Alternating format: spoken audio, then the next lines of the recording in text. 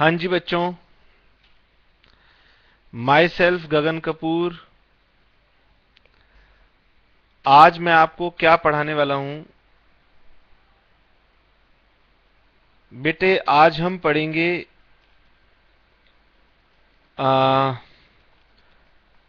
Consignment accounting पढ़ लेते हैं।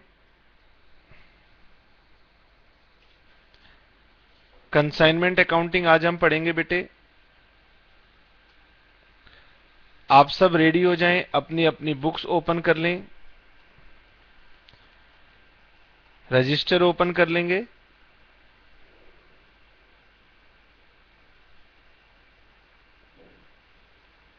हाँ जी, मैं 2 मिनट का समय ले रहा हूं। आप सबको अपनी इंट्रोडक्शन दे देता हूं। My self Gagan Kapoor, I am a teacher और मैं आपको अकाउंट्स पढ़ाऊंगा। अकाउंट्स के अंदर आज हम क्या पढ़ने वाले हैं बेटे? आज हम पढ़ेंगे कंसाइनमेंट अकाउंटिंग। शुरू करें? बताएं बच्चों, शुरू करें। हाँ जी सर, ठीक है बेटे। मेरे साथ साथ सभी बच्चे लिखना शुरू करेंगे। टॉपिक का नाम है कंसाइनमेंट अकाउंटिंग।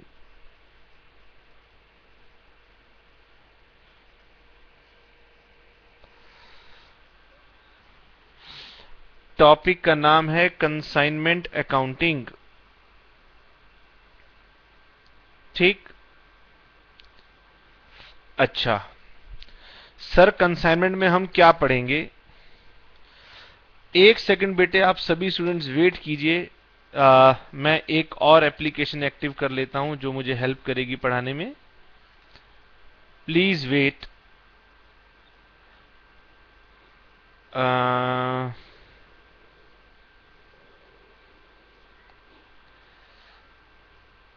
हाँ जी, बस मुझे 2 मिनट का समय और दीजिए। मैं कुछ और सेटिंग्स कर लेना चाहता हूं।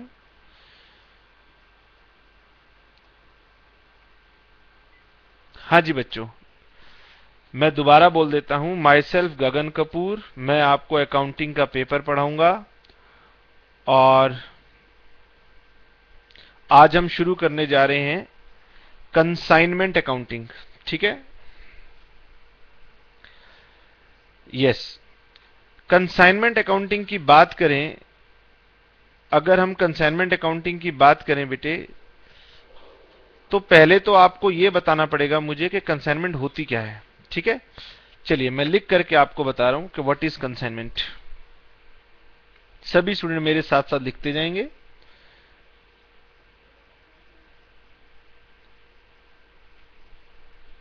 Consignment means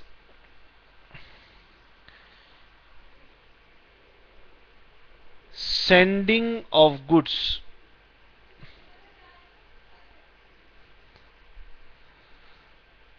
by one person। इस वन पर्सन को हम बुलाएंगे consignor. Consignment means sending of goods by one person, that is consignor, to another person. इस another पर्सन को बोलते हैं consignee. Consignment means sending of goods by one person, consigner, to another person, consignee, to be sold by the latter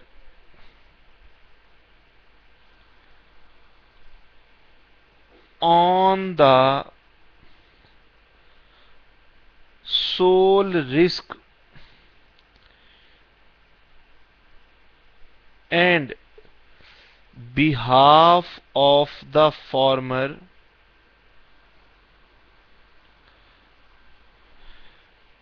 for certain consideration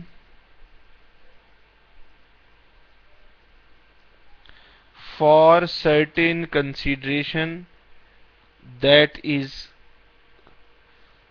commission।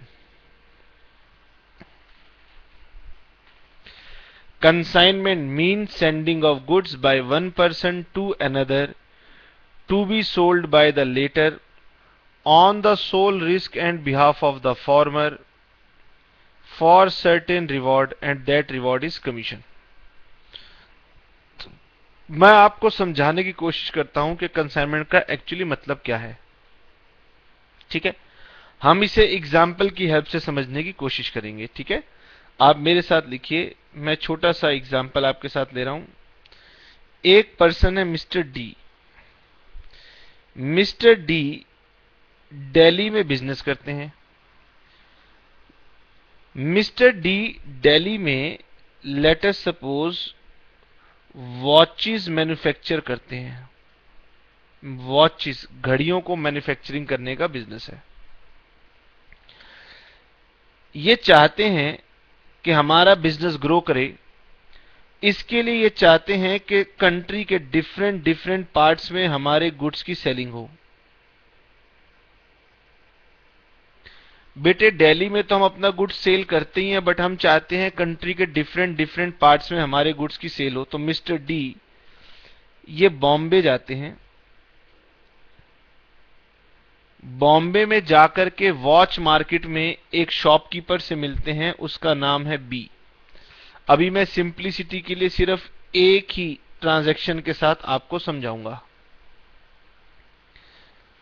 ठीक है, लेकिन consignment का meaning समझ लेते हैं. डी बॉम्बे में जाता है, मिस्टर बी से मिलता है और मिस्टर बी से कहता है कि मैं दिल्ली में वॉचेस मैन्युफैक्चरिंग करता हूं, आप बॉम्बे में वॉचेस सेल करते हैं, आपका शोरूम है, आपका सेलिंग आउटलेट है.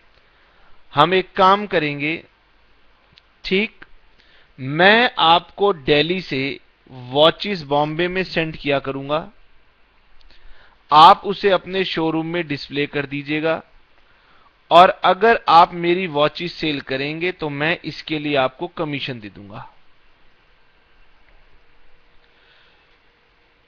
आपने क्या समझा? इशू ये आता है, मिस्टर डी दिल्ली में रहते हैं, वो बेटे बॉम्बे में जाते हैं और बॉम्बे के शॉपकीपर को समझाते हैं कि आपके पास एक शॉप है, मैं वॉचेस का मैन्युफैक्चरर हूं, मैं आपको वॉचेस दे दूंगा, आप अपनी शॉप में डिस्प्ले कीजिएगा और अगर आपने मेरी वॉचेस सेल कर दी तो मैं आपको कमीशन दे दूंगा. मिस्टर बी का इशू है कि आपकी वॉचेस में अगर कोई परेशानी आई, कुछ भी इशू आया तो क्या होगा? मिस्टर डी कहते हैं चिंता नहीं कीजिए, वो मैं कर दूंगा, सारी रिस्पॉन्सिबिलिटी मेरी, सारा रिस्क मेरा, सब कुछ मेरा, आप केवल मेरा प्रोडक्ट रखिए और आप मेरे प्रोडक्ट को सेल कीजिए और बदले में मुझसे कमीशन दीजिए. ठीक है, अगर ये बात अप्रूव हो जाती है तो हम इस ट्रांजैक्शन को कंसाइनमेंट बुलाते हैं.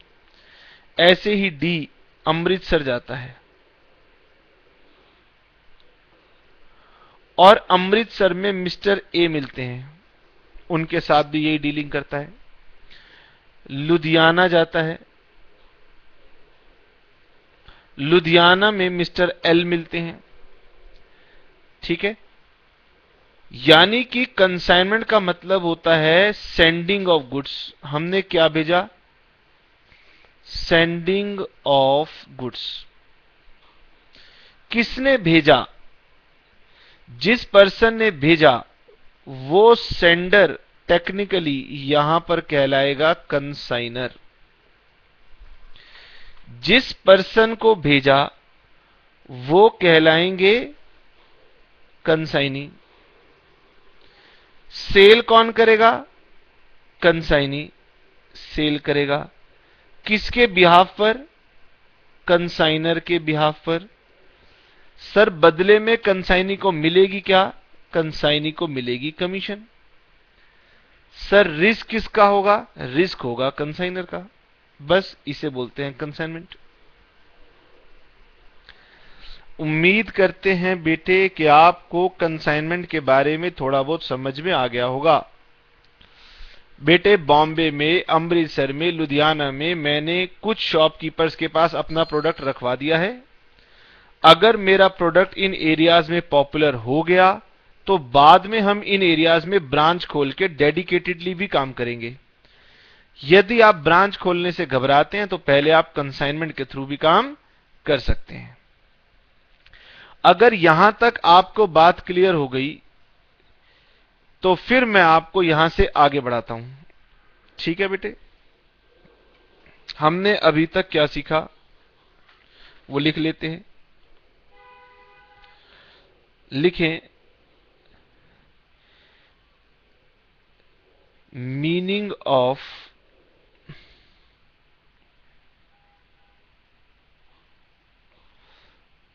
कंसाइनमेंट, ये तो आपने समझ लिया। अब आ जाता है सर हु इज कंसाइनर। ये मैं आपको एक्सप्लेन कर चुका हूं, इसलिए मैं लिख सकता हूं the person who is the owner of the goods and who send it who send it to his agents is called consigner। Number 2, who is consignee।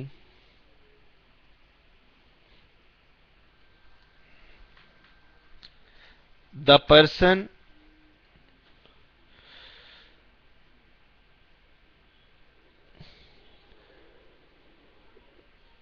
to whom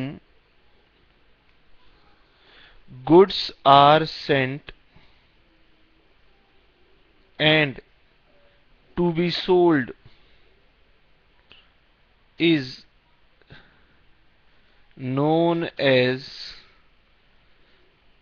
consignee और एजेंट।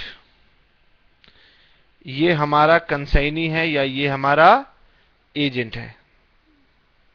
ठीक है, आगे बढ़ें। हाँ जी, आगे बढ़ते हैं बेटे। नंबर 3 हेडिंग डालेंगे documents. Documents number 1, proforma invoice. ठीक है, proforma invoice, when goods are sent by the consigner, जब कंसाइनर गुड्स भेजेगा, he will prepare a document which is called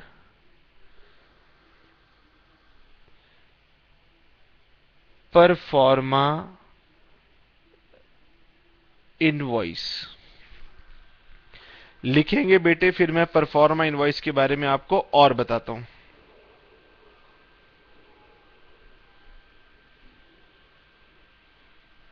ठीक है, now next,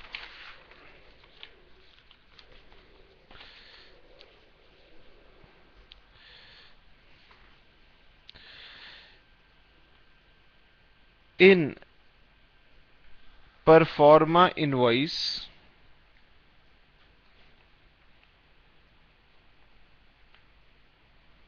consignor mentions. Proforma invoice के अंदर consignor क्या mention करता है? ठीक है,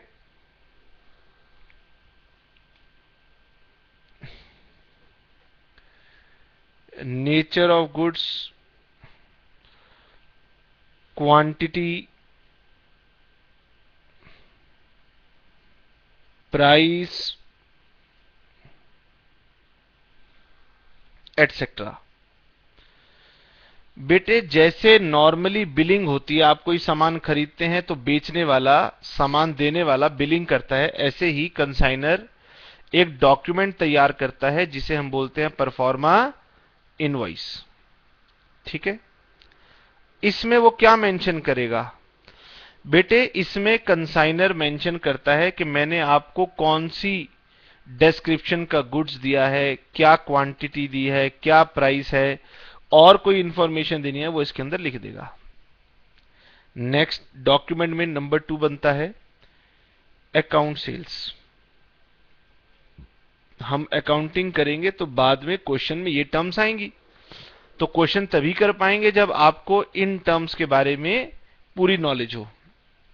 अकाउंट सेल्स, कंसाइनर ने अपना काम कर दिया, गुड्स बना के सेंड कर दिए, कंसाइनी ने उन गुड्स को सेल कर दिया। ठीक है, सेल करने के बाद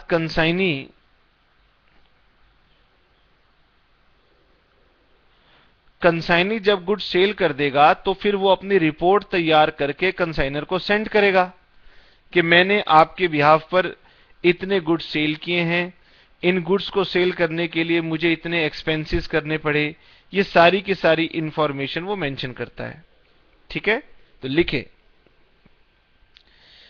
this document is prepared by the consignee and in which he will mention, वो बताएगा क्या क्या बताएगा? यूनिट्स सोल्ड, एक तो बताएगा यूनिट सोल्ड कितने थे, नंबर 1। नंबर 2 सेल प्राइस क्या चार्ज किया, हिज एक्सपेंसेस, उसे खर्चे कौन कौन से करने पड़े, हिज कमीशन, उसकी कमीशन क्या बनती है। ये सारी की सारी इंफॉर्मेशन वो बताएगा जिस डॉक्यूमेंट के through that document will be called account sales. ठीक है, एक और हेडिंग डालेंगे, commission.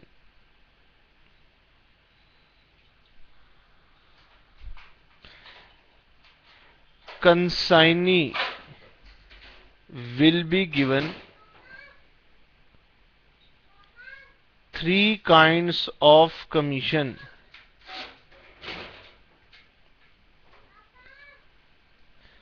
Consignee will be given 3 kinds of commission.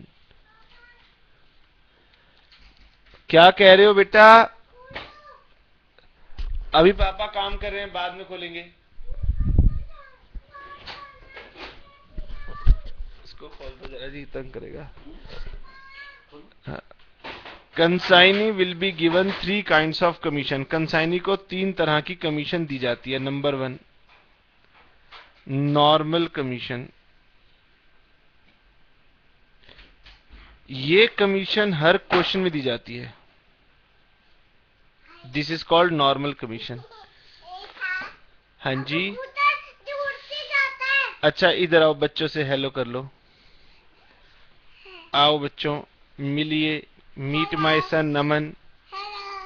बोलो hello. My name is Naman. Naman Kapoor.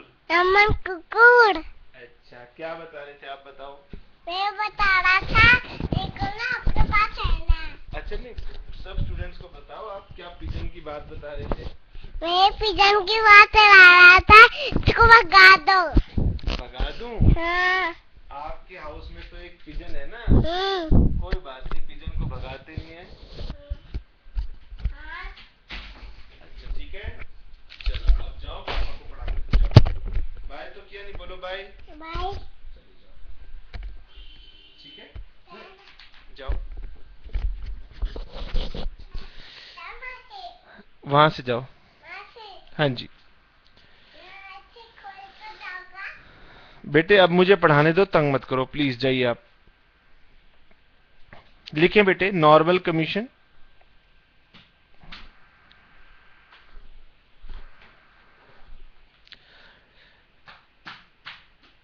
commission given by the consignor to consignee which is fixed as a percentage of sale or invoice price। बेटे आप 2 minute wait कीजिए, मैं इसको बाहर छोड़ के आता हूं, ये पीछे पीछे मेरे रिपीट कर रहा है, प्लीज सॉरी। आपको पता है ना पापा काम कर रहे हैं, तो फिर आप क्यों डिस्टर्ब कर रहे हैं? चलो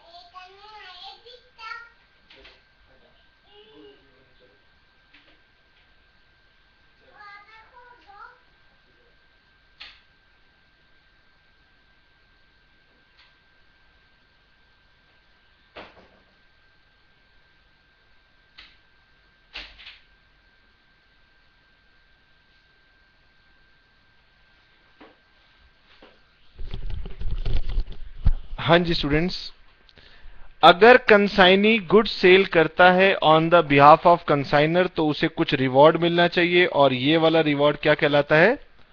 कमीशन। तो नॉर्मली जो हम कमीशन देते हैं उसे हम बोलते हैं normal commission. There is nothing to explain about normal commission.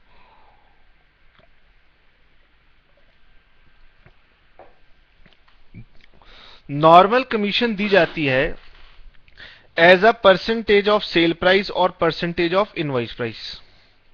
May be हो सकता है कि अभी आपको इनवॉइस प्राइस टर्म क्लियर ना हो, बट हम इसको बाद में बता देंगे, ठीक है। Number 2, over riding commission. Second commission कहलाती है over riding commission.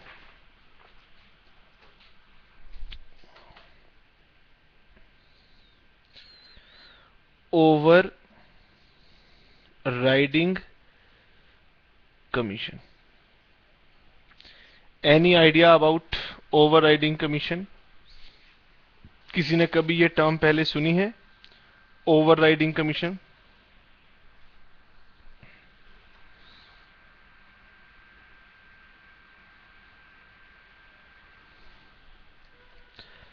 Over riding commission, क्या कोई स्टूडेंट ऐसा है जिसने इसके बारे में सुना हो?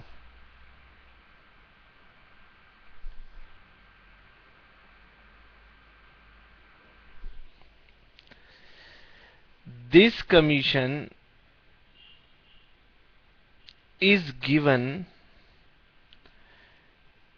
in addition to sale, in addition to normal commission,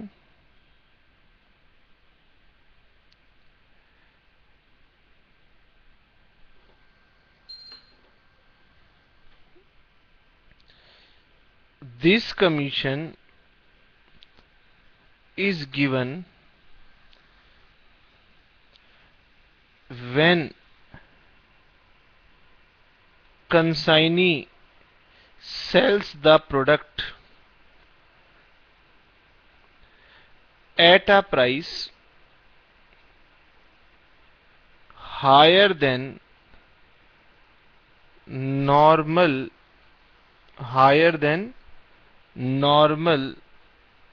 selling oblique invoice price।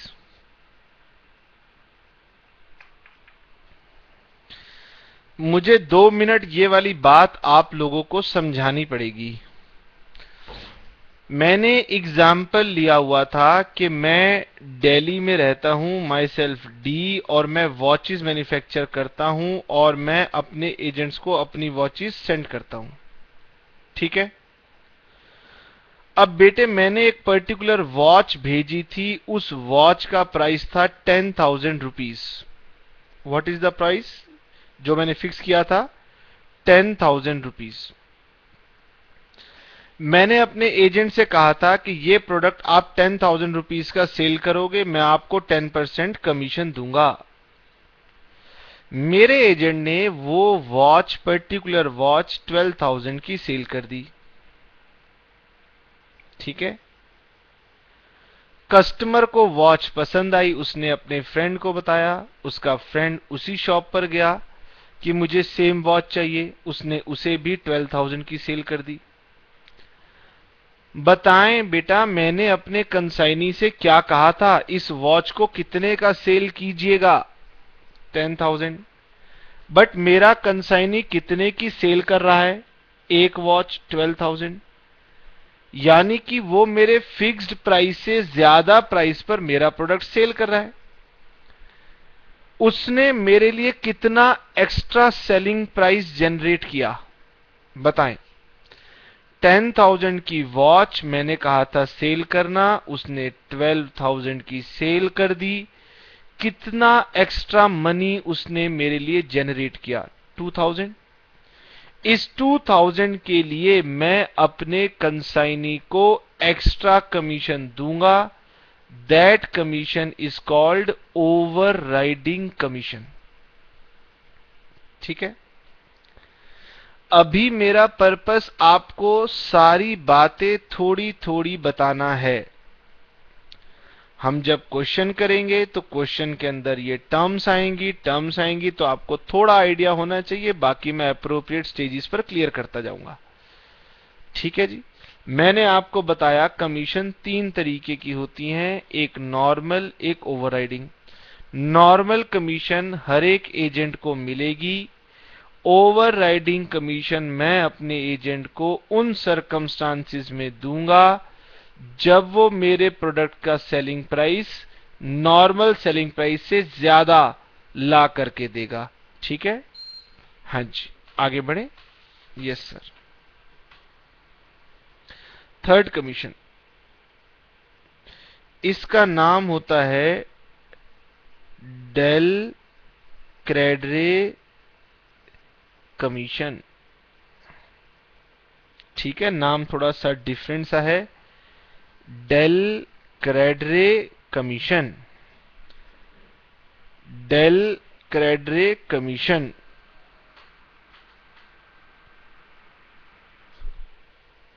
आइए बेटे, ये क्यों दी जाती है?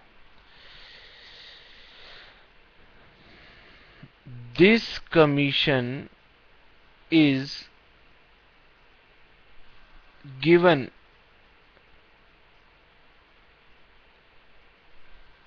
by the consignor to consignee to safeguard the consignor from the loss due to bad debts।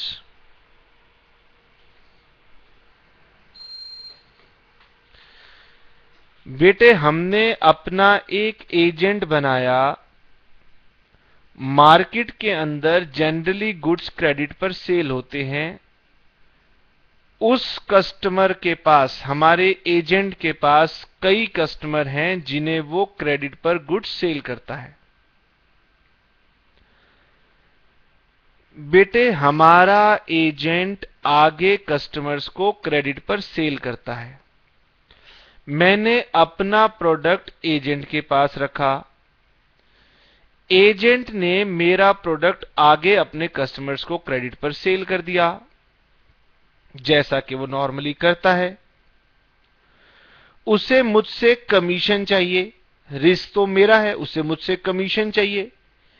अपनी कमीशन लेने के लिए वो गुड्स को सेल करता चला गया, करता चला गया, करता चला गया। मैं बाद में पूछता हूं कि बताएं, आपने जो सेल किया था कस्टमर को, उसकी पेमेंट कहां है? वो कहता है जी वो तो पेमेंट आई नहीं, कस्टमर तो बैड हो गया, मिल ही नहीं रहा। अब आप मुझे बताइए, अगर मेरा एजेंट गुड्स को सेल कर देगा क्रेडिट पर और डेटर्स की पेमेंट नहीं आएगी तो मुझे लॉस हो जाएगा। कंसाइनमेंट के अंदर लॉस जो है, रिस्क जो है, वो कंसाइनर का है। मैं इस रिस्क से, इस लॉस से अपने आप को सेव करना चाहता हूं। ठीक है, तो मैंने अपने एजेंट से कहा कि आप मुझसे एक्स्ट्रा कमीशन ले लीजिए, लेकिन मुझे इंश्योर कर दीजिए कि मुझे सारे कस्टमर्स की पेमेंट आएगी। हमारे एजेंट ने बात मान ली कि ठीक है, मैं आगे से उन्हीं कस्टमर्स को दूंगा सामान जिनसे मैं श्योर हूं कि आपकी पेमेंट आएगी, या मैं जिस कस्टमर को सेल करूंगा मैं उससे कलेक्शन की रिस्पॉन्सिबिलिटी भी लूंगा। अगर हमारा एजेंट मान जाता है तो ये जो कमीशन हम उसे देंगे, to protect the consignor against loss due to bad debt, is called del credere commission.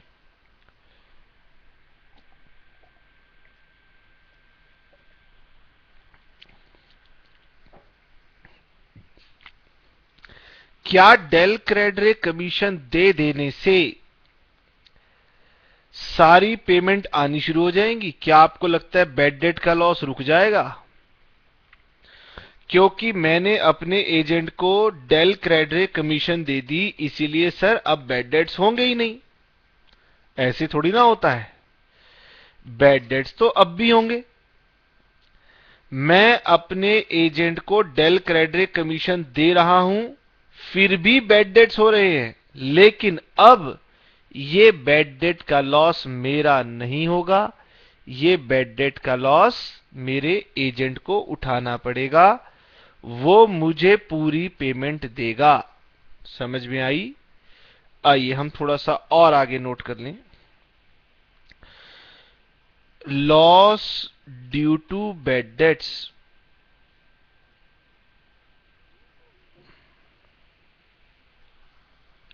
Number one, if no del credere commission is allowed to consignee, अगर आप कंसाइनी को डेल क्रेडिट कमीशन नहीं देते हैं, loss of bad डेप्ट is of consignor, तब ये नुकसान किसका होगा? कंसाइनर का। Number two, situation number two, if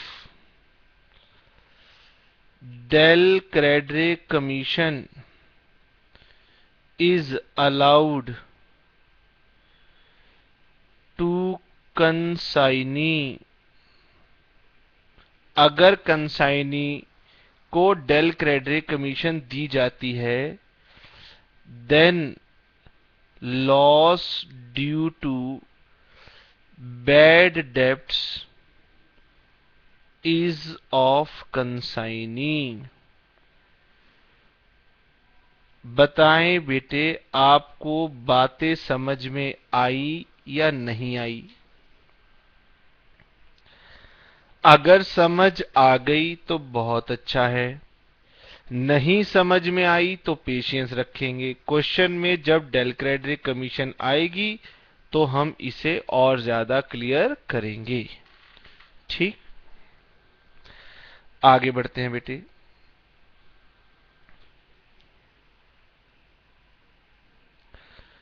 books of accounts,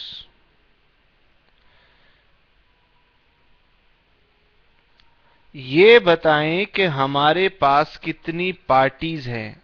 there are two parties, one is called consignor, another is called consignee. तो इसीलिए हम एक बार डिस्कस करेंगे बुक्स ऑफ कंसाइनर, एक बार डिस्कस करेंगे बुक्स ऑफ कंसाइनी। कंसाइनर की बुक्स में कौन कौन से अकाउंट्स बनेंगे? नंबर 1, पहला अकाउंट बनेगा कंसाइनमेंट अकाउंट। दूसरा अकाउंट बनेगा कंसाइनी अकाउंट। और कभी कभी वो आपसे मांग लेंगे कि मुझे बना के दिखाएं goods sent on consignment account.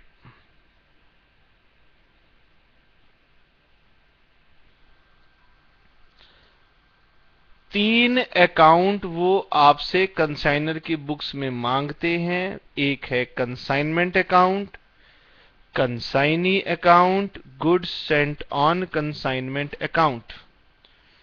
ठीक।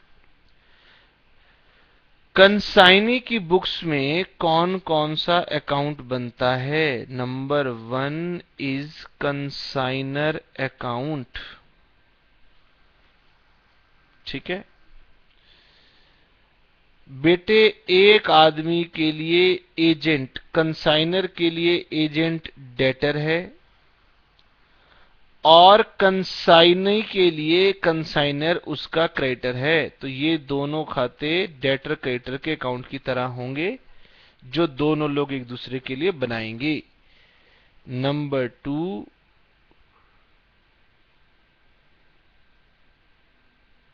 Commission account. कंसाइनी की इनकम होती है कमीशन, तो बनेगा कमीशन अकाउंट। कंसाइनर ने फाइंड आउट करना है कि उसे प्रॉफिट और लॉस कितना हुआ, तो ये बनता है टू कैलकुलेट प्रॉफिट और लॉस। यहां तक नोट कर लेंगे तो बताएंगे, मैं आगे प्रोसीड करूंगा।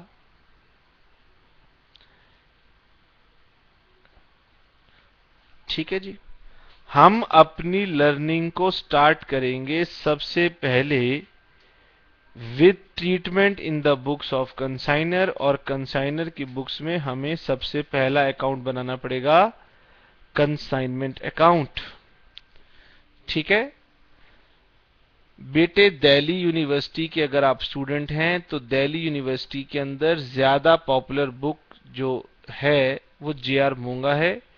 तो मैं अभी आप लोगों के साथ डिस्कशन करूंगा जे.आर. मोंगा सर की बुक को लेकर के। ठीक है, मैं आपको दिखा दूं मेरे पास जे.आर. मोंगा बुक का कौन सा एडिशन है। ठीक है, अभी आपको बुक की जरूरत नहीं है, बट स्टिल मैं आपको दिखा देता हूं कि मैं कौन सी बुक लेकर चल रहा हूं। ठीक है, ये financial accounting and auditing, Delhi university semester 1, J R. Monga, Aruna Jha, volume 1। ठीक है, professional advisor C A. Doctor Girish Ahuja, our most respected teacher. हम इनसे पढ़े हुए हैं। जब हम चार्टर्ड अकाउंटेंसी का कोर्स कर रहे थे, सीए का कोर्स कर रहे थे, तो हमें गिरीश आहूजा सर से पढ़ने का मौका मिला था। He is a very respected and reputed person. ठीक है, तो हम अपने पास जो लर्निंग करेंगे, जो क्वेश्चंस की बातें करेंगे, वो हमारे पास ये वाली बुक से आएगी। मैंने आपको बता दिया। ठीक है, ये 4 ईयर यूनिवर्सिटी प्रोग्राम है, financial accounting and auditing by J R. Monga. इनकी एक ये मोटी टेक्स्ट बुक है, अगर आपको नजर आ रही हो, दिस इज काफी थिक है ये बुक। इसके साथ में कुछ प्रैक्टिस वॉल्यूम्स भी मिले हुए हैं। ये एक पतली सी हमें बुक मिली हुई है, जो इसमें असाइनमेंट है। इसमें लिखा हुआ है नीचे फाइनेंशियल अकाउंटिंग असाइनमेंट्स। ठीक है, और ये एक पतली सी, थिन सी, पतली सी आपको बुक नजर आएगी। ठीक है, ज्यादा पेजेस इसमें नहीं है। तो इस वाली बुक से भी हम आपको कुछ क्वेश्चंस की प्रैक्टिस करवाएंगे। हाँ जी, तो क्या हम आगे बढ़ें? हाँ जी, अब सभी स्टूडेंट्स मेरे साथ साथ नोट करना शुरू करेंगे। कंसाइनर की बुक्स में हम लोग अपना पहला टॉपिक स्टार्ट करने वाले हैं, how to prepare consignment account. सभी बच्चे हेडिंग डालेंगे कंसाइनमेंट अकाउंट।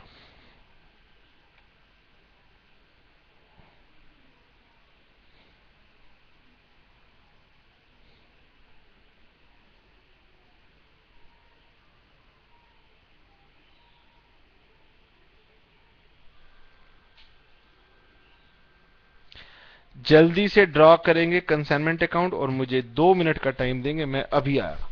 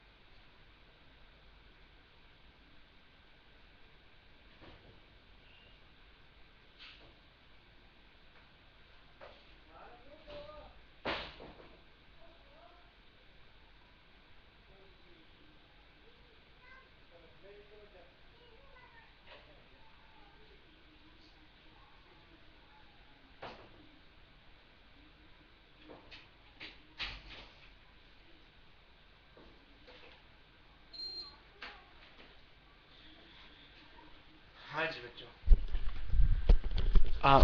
मैं आज घर से पढ़ा रहा हूँ ना, तो बच्चे घर पर टीवी जोर से चला रखा था, उसकी वॉल्यूम स्लो करवानी थी।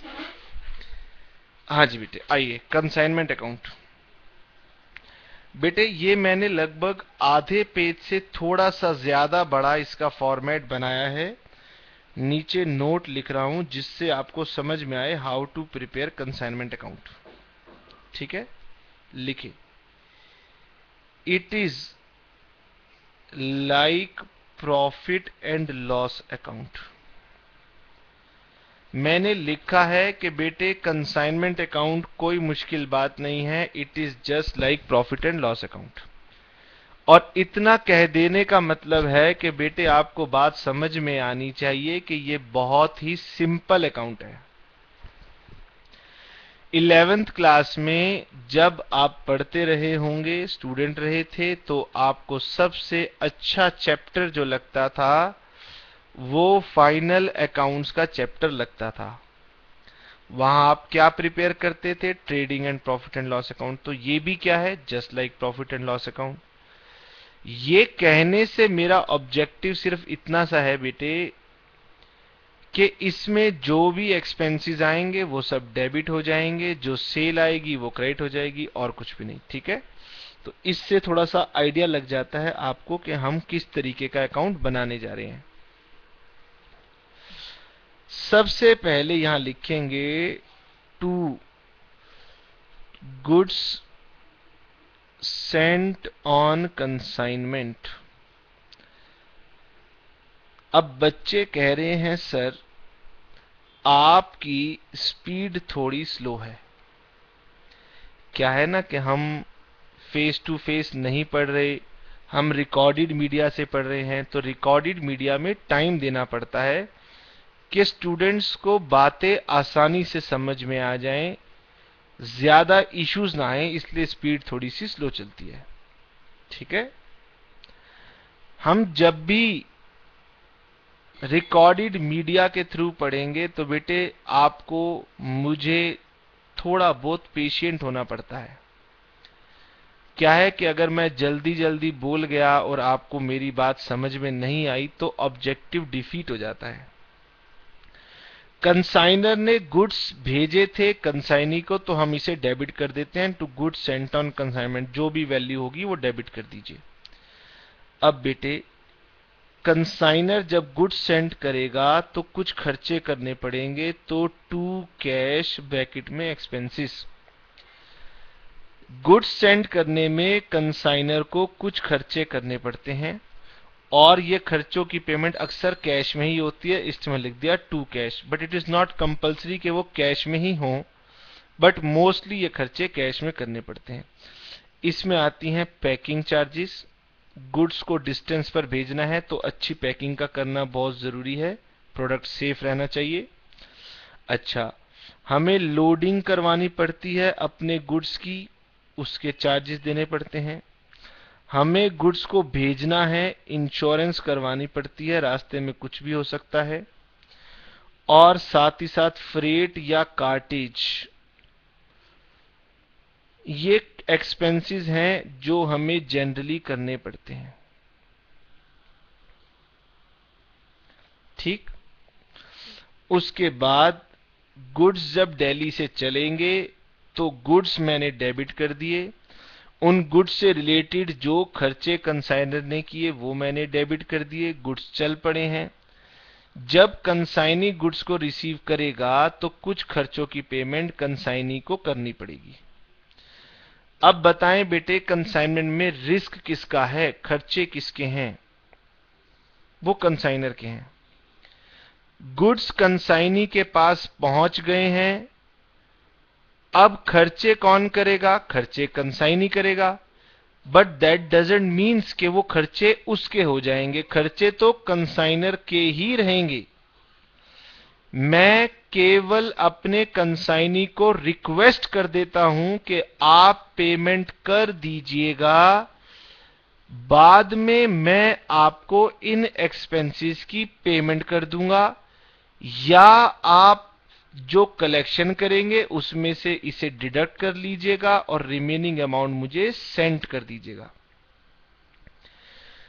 अब बेटे कंसाइनी खर्चा तो करेगा, लेकिन किसके बिहाफ पर? कंसाइनर के बिहाफ पर। ठीक है, मेरे खर्चे कौन कर रहा है? कंसाइनी। तो खर्चे मेरे, तो मेरे पीएनएल में डेबिट होंगे, और मेरा ये पीएनएल है कंसाइनमेंट अकाउंट, ये कंसाइनमेंट अकाउंट में डेबिट होंगे। बट मैंने इसकी पेमेंट नहीं की, इसकी पेमेंट कंसाइनी ने की है, तो मैं कंसाइनी के नाम से इन्हें लिख दूंगा, टू कंसाइनी एक्सपेंसेस। ठीक है, अभी मैं आपको बताऊंगा कि कंसाइनी जो खर्चे करता है उनमें से कुछ खर्चे होते हैं डायरेक्ट और कुछ एक्सपेंसेस होते हैं इनडायरेक्ट। और ये बहुत ही ज्यादा इंपॉर्टेंट है हमारे लिए समझना कि कौन से खर्चे डायरेक्ट हैं और कौन से खर्चे इनडायरेक्ट हैं। पहले simple rule, P and L account है, जितने भी खर्चे होंगे डेबिट होंगे। जो कंसाइनर खर्चे पे करेगा वो कैश के नाम से डेबिट होंगे, जो खर्चे कंसाइनी पे करेगा वो कंसाइनी के नाम से डेबिट होंगे। ठीक है, यहां लिखें क्लियरिंग, क्लियरिंग एंड फॉरवर्डिंग, यहां लिखें अनलोडिंग, यहां लिखे ड्यूटीज एंड टैक्सेस। गुड्स वहां पहुंचेंगे तो पहले क्लियरेंस चार्जेस देने पड़ सकते हैं, अनलोडिंग करवानी पड़ सकती है, ड्यूटीज एंड टैक्सेस देना पड़ सकता है, कार्टेज देनी पड़ सकती है। ये सब खर्चे कौन कर रहा है? कंसाइनी। किसके बिहाफ पर? कंसाइनर के बिहाफ पर। कंसाइनी गुड्स की इंश्योरेंस करवाएगा, कंसाइनी को गोडाउन का रेंट देना पड़ सकता है, कंसाइनी को एडवर्टीजमेंट करनी पड़ सकती है। There are lot of expenses जो कंसाइनी करेगा। इनमें से कुछ एक्सपेंसेस ऐसे हैं जो पहले चार हैं, वो हैं एग्जाम्पल ऑफ डायरेक्ट एक्सपेंसेस, और ऑल अदर रिमेनिंग एक्सपेंसेस मैं लिस्ट नहीं लिख सकता, बहुत लंबी है। This is called indirect expenses. हम इसके बारे में एप्रोप्रिएट स्टेज पर बात करेंगे। टू कंसाइनी, कंसाइनर के लिए कंसाइनी की कमीशन, ये भी एक खर्चा है, आप इसे डेबिट करेंगे। ठीक है, आइए, ये सब डेबिट हो गया। क्रेडिट में आएगा by sale, sorry by consignee with in bracket sale. चाहे ये सेल कैश में हो या ये सेल क्रेडिट में हो, ये कंसाइनी के नाम से आप यहां लिखेंगे। ठीक है, बाय एबनॉर्मल लॉसेस, हम इस बारे में भी एप्रोप्रिएट स्टेज में बातें करेंगे। ठीक है, इसकी वैल्यूएशन करनी पड़ती है cost plus proportionate direct expenses. ठीक है जी, कॉस्ट जो लगी है उसमें प्रपोर्शनेट डायरेक्ट एक्सपेंसेस ऐड होंगे, तब जाकर के एबनॉर्मल लॉस की वैल्यू आएगी। बट ये लेटर ऑन स्टेजेस की बातें हैं। उसके बाद बचे हुए गुड्स आएंगे by unsold stock. Unsold stock को हम बोलते हैं क्लोजिंग स्टॉक, और इसकी वैल्यूएशन भी कैसे होती है? इसकी वैल्यूएशन भी बिल्कुल वैसे होती है जैसे एबनॉर्मल लॉस की थी। प्रपोर्शनेट कॉस्ट ले लीजिए, इसमें प्रपोर्शनेट एक्सपेंसेस ऑफ कंसाइनर, मैंने डबल आर लगाया to indicate expenses of consignor, space कम है ना। Proportionate expenses of consignor add proportionate direct expenses of consignee, N double E, यहां लगा देता हूं एन डबल आर, कंसाइनर ये कंसाइनी। ये सारे के सारे खर्चे ऐड करने के बाद हमारा क्लोजिंग स्टॉक आता है। ठीक है, और इसके बाद जब आप इसे टोटल कर लेंगे, तो टोटल कर लेने के बाद इस टोटल में से, क्रेडिट के टोटल में से डेबिट का टोटल डिडक्ट कीजिए, then you will get to general profit and loss account net profit balancing figure.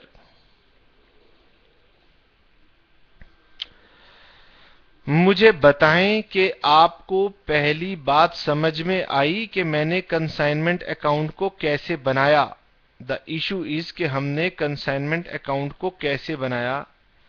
Answer is very very simple कि हमारा कंसाइनमेंट अकाउंट एक P&L अकाउंट की तरह है, जहां पर हम अपने गुड्स सेंट और एक्सपेंसेस को डेबिट कर देते हैं, सेल को क्रेडिट कर देते हैं, क्लोजिंग स्टॉक को हम क्रेडिट कर देते हैं, और एबनॉर्मल लॉसेस भी हमारे यहां पर क्रेडिट हो जाते हैं।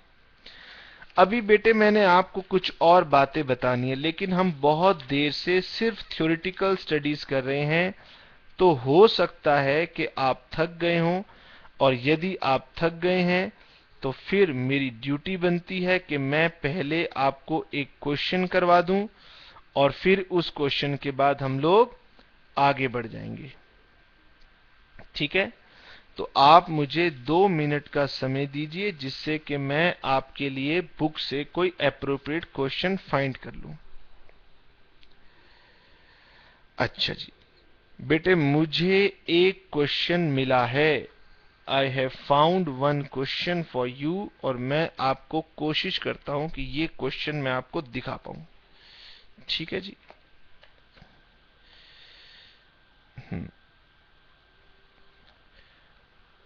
अब मैं ये नहीं समझ पा रहा हूं कि आपको ये क्वेश्चन ठीक से दिखाई दे रहा है या नहीं दे रहा।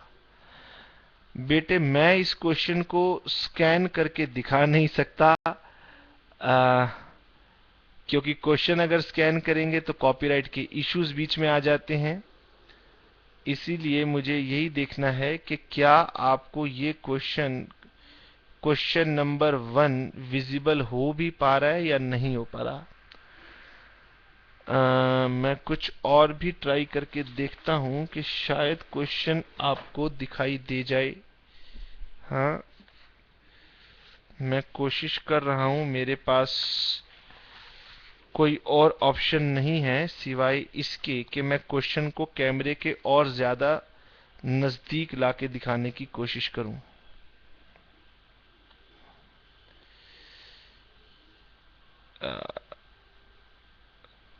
अब बेटे इससे ज्यादा अब मेरे लिए शायद पॉसिबल नहीं होगा, तो आप कोशिश कीजिए, थोड़ा सा कंसंट्रेट कीजिए कि क्या आपको ये दिख पा रहा है।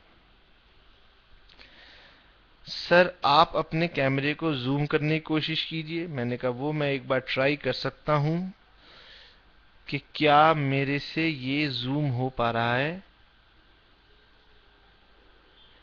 ठीक है बेटे, ये जूम एक्चुअली में एक्चुअल जूम नहीं होती, इसकी वजह से क्लैरिटी पर प्रभाव पड़ता है, इसलिए मैं जूम करना नहीं चाहता था।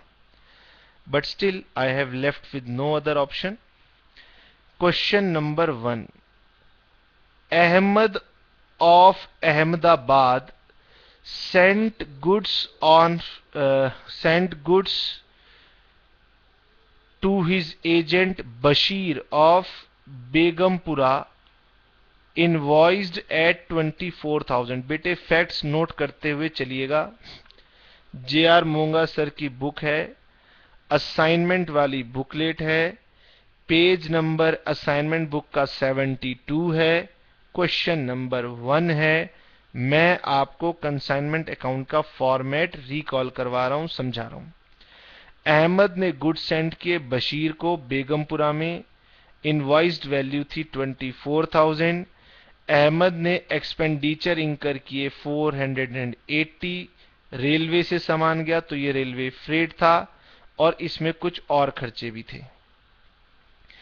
Agent was allowed 5% on sales as his commission, तो ये नॉर्मल कमीशन है। On arrival of consignment at Begumpura agent spend 640 towards advertisement. बेटे कंसाइनी ने 640 रुपए एडवर्टाइजमेंट पर खर्च किए। Sales by agent amounted to 40,000 की सेल्स हुई। Unsold stock was valued at 5200 का क्लोजिंग स्टॉक की वैल्यू थी, ये दिया हुआ है। और आखिरी बात है, agent forwarded to Ahmed consignor an account sales along with acceptance for the balance due by him, और उसने जो बैलेंस बचता था उसका एक्सेप्टेंस दिया, बिल बना दिया। Generalized the transactions in the books of both parties. अभी हमने बोथ पार्टीज तो पढ़ी नहीं है, तो जितना पढ़ा है सिर्फ उतना। ठीक है, उम्मीद करते हैं कि कुछ कुछ फैक्ट्स आपके माइंड में रहेंगे कि गुड्स 24,000 के थे, कंसाइनर के खर्चे 480 हैं, कंसाइनी के खर्चे 640 हैं, सेल्स 40,000 है, क्लोजिंग स्टॉक 5200 है, कमीशन 5% है। ठीक है, होप सो आपके पास बुक होगी, लेकिन नहीं हो तो मैंने फैक्ट्स आपके सामने रख दिए हैं। अच्छा जी, अब मैं सबसे पहले तो इसका सॉल्यूशन प्रिपेयर करूंगा आप सबके साथ। आप सब मेरे साथ साथ देखिए कि इसे बनाना कैसे था। ठीक है,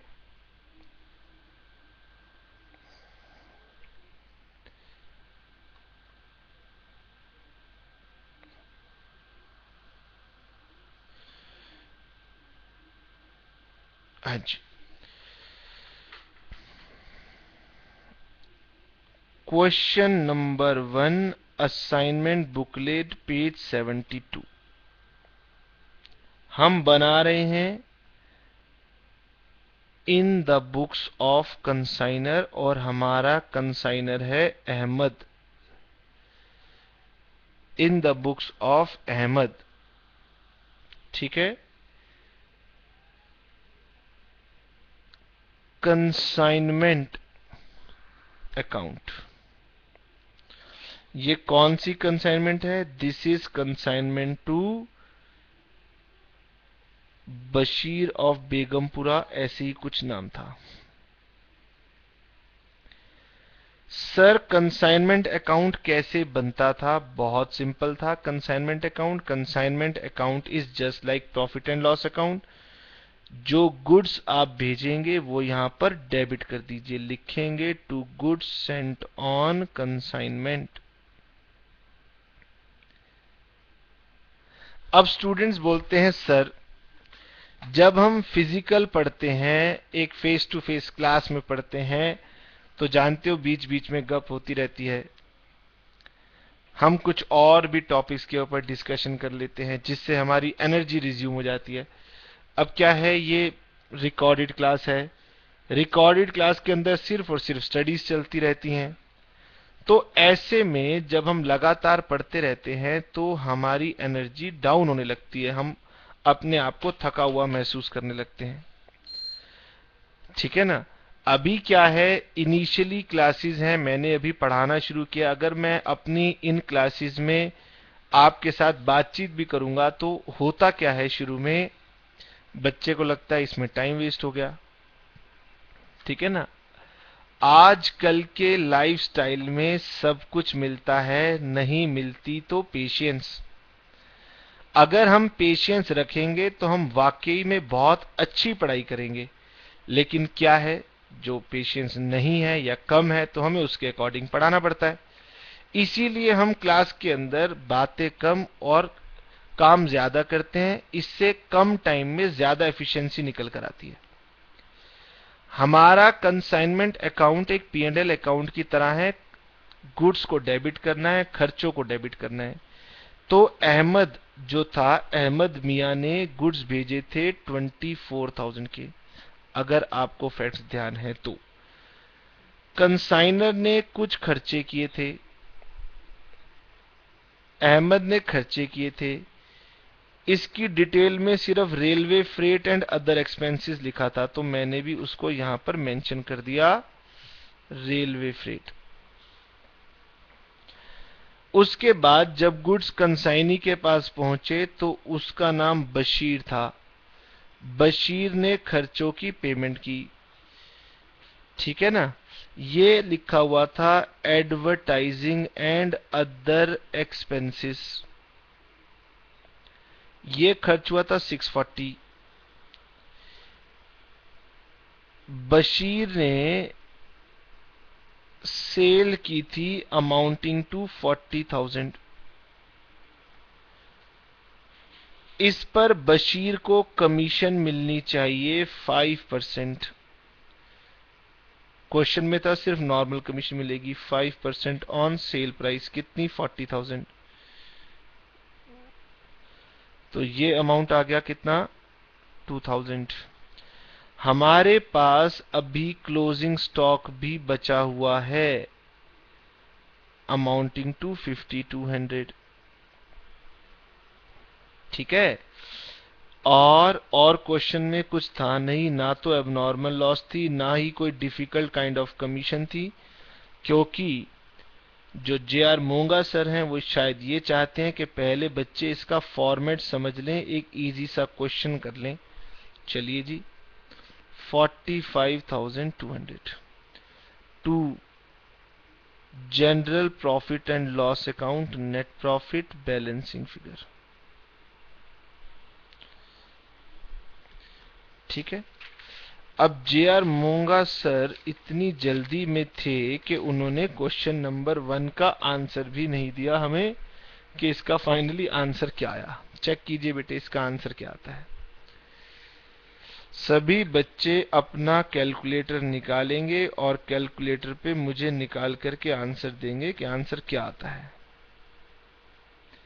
आई वांट कि आप मुझे बैलेंसिंग फिगर बताएं कि बैलेंसिंग फिगर कितनी आई।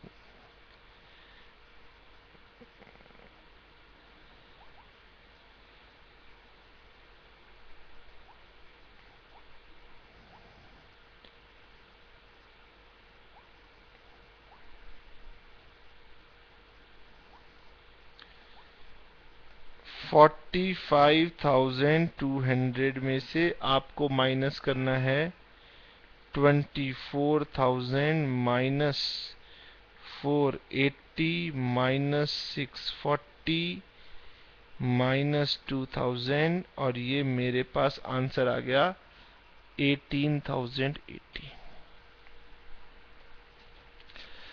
अच्छा जी, अभी मुझे आपको ये भी बताना है how to prepare consignee account, Bashir account. ठीक है, बशीर हमारा कंसाइनी अकाउंट है। कंसाइनी अकाउंट में कौन सी ट्रांजैक्शंस आएंगी? वही ट्रांजैक्शंस आएंगी जो आपने कंसाइनमेंट अकाउंट में लिखी हैं। ये हमारा एजेंट है, it is just like debtor. ठीक हो गया? आइए बेटे, जब मैंने गुड्स सेंड किए तो ये बात कंसाइनी अकाउंट में नहीं आएगी। जब कंसाइनर ने खर्चा किया, ये बात भी कंसाइनी अकाउंट में नहीं आएगी। जब कंसाइनी ने सेल किया तो वो मेरे लिए डेटर बन जाएगा। इसे बशीर अकाउंट में, कंसाइनी अकाउंट के अंदर लेकर आएंगे। आइए बेटे, इसे कंसाइनी अकाउंट में लेकर आए। टू कंसाइनमेंट सेल 40,000, मेरे बिहाफ पर कंसाइनी ने 40,000 की सेल की है। उसने 40,000 मुझे देना है, ही इज माई डेटर। इसमें से उसने मेरे बिहाफ पर जो खर्च कर लिया वो डिडक्ट कर लो। By consignment expenses 640, consignee deduct कर लेगा। By consignment commission amounting to 2000, 40,000 rupees आपने मुझे देने थे, उसमें से 640 आपने मेरे बिहाफ पर एक्सपेंस किया, डिडक्ट कर लो। आपने मेरे से 2000 कमीशन लेनी है, वो डिडक्ट कर लो। बाकी की मुझे एक्सेप्टेंस भेज दो, ऐसा क्वेश्चन में लिखा था, तो इसे हम बोलते हैं बाय बीआर। यही वो एक ट्रांजैक्शन है जो ऊपर के कंसाइनमेंट अकाउंट में नहीं लिखी थी, बाकी ऊपर के कंसाइनमेंट अकाउंट से ही आ रही हैं। ठीक, 40,000 में से आप 2,640 डिडक्ट कर लीजिए। 6 3 37,360 बैलेंसिंग फिगर। ठीक है, एक ट्रांजैक्शन ऐसी है जो ऊपर से नहीं आई, दैट इज बिल एक्सेप्टेड। अगर ये बात नहीं लिखी होती तो मैं इसे बैलेंस सीडी कर देता। Bills accepted by कंसाइनिंग।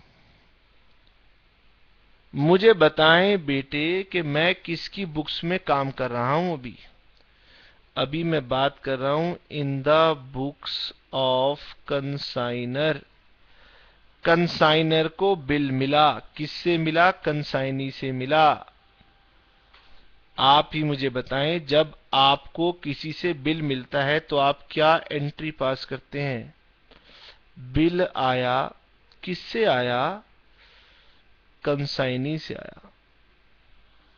बिल आ जाए, कैश आ जाए, तो फिर एंट्री हो जाएगी cash account debit to consignee. यानी जब आप अपने कंसाइनी से कुछ रिसीव करते हैं in the form of payment, वो यहां पर और आ जाएगी। होप सो बेटे कि आपने कंसाइनमेंट्स के बेसिक को समझ लिया। ठीक है, आज कंसाइनमेंट बेसिक्स को यहीं पर रोकेंगे, यहीं पर खत्म करेंगे, और फिर नेक्स्ट क्लास में हम दोबारा से आज की क्लास की रिवीजन करते हुए आगे एक एक टॉपिक को एक्सप्लोर करेंगे। ठीक है ना, और वो फिर हम एक एक करके सारी बातों की डिटेल में जाएंगे।